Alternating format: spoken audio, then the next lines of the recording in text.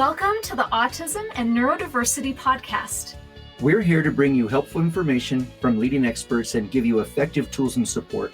I'm Jason Grigla, a licensed counselor and founder of Techie for Life, a specialized mentoring program for neurodiverse young adults. And I'm Debbie Grigla, a certified life coach. And maybe most importantly, we're also parents to our own atypical young adults. Hello and welcome. This is Jason Grigla talking to you today about something that's similar to bipolar, but not necessarily bipolar, but the umbrella of the swing between anxiety and depression and how it applies to neurodivergent brains. One of the common things we've seen over and over is our students who are in their lower brain, their limbic brain, and they go into fight or flight mode, as you've heard us talk about a ton. One of the things that we've had to focus on, learn about, and intentionally recognize as a red flag is when students become overly excited, happy, over the top, dysregulated, because there's a fine line between arousal, which is great. I mean, I'm excited about something. It doesn't mean sex necessarily. I guess it can. But arousal means I'm excited, positive, everything's going great.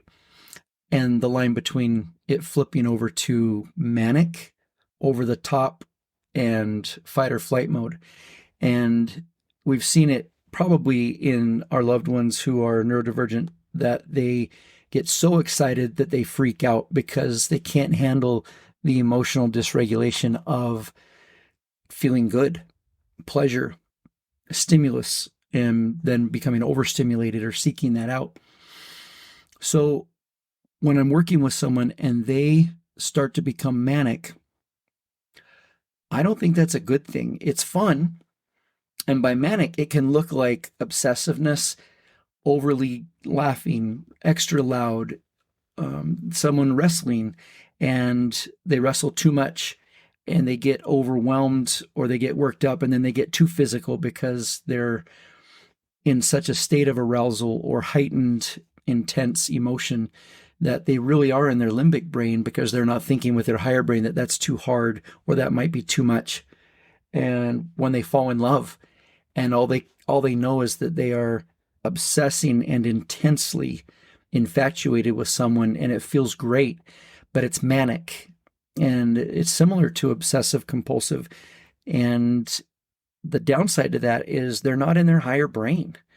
And when someone is feeling manic, they're not thinking clearly, they're not connecting to their authentic self, to their values, to their priorities, to their learned lessons, to their wisdom, to their experiences. And so it's important to recognize both.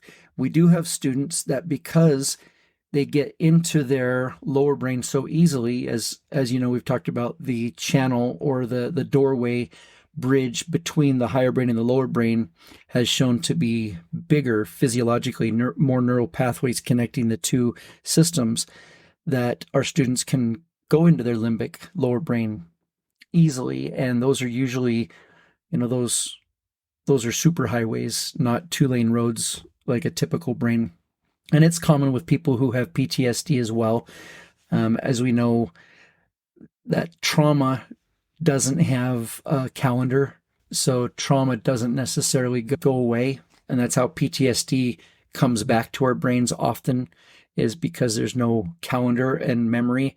The fight or flight response just triggers, and it's 100% still 10 or 15 years later because it was such an intense experience. So when our students have this manic place where they're overly stimulated, we love it because they're happy. And for many of them, it's the first time they've been happy in a long time. Maybe it's the first time they've had a group of friends where they actually wrestled together. Like our kids, I would wrestle with them all the time, and it ended in tears a lot when they were younger. But as soon as they got older and being tickled wasn't fun, they didn't want anything to do with wrestling or being physical. It was too intense, too abrupt.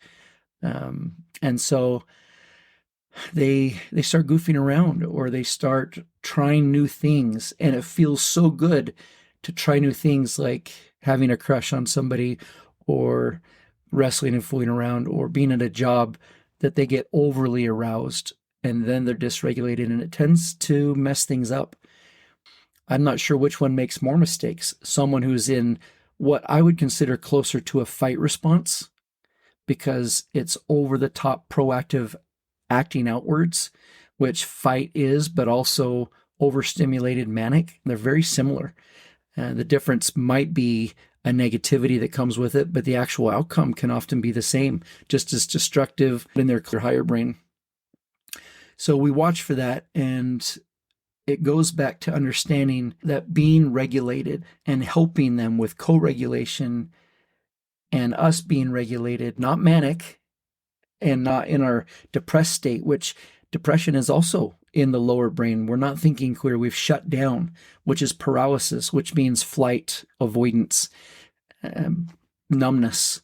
And I think a great depression definition isn't that I feel bad.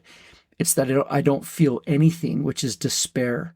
Despair is the absence of healthy feelings and emotions. So being in our lower brain is a problem, and them in their lower brain happens even when they're having fun, because it can turn manic. So be aware of that, manage it, and know that if they're too manic, it will turn to fight or flight, and then the despair and the crises comes as well.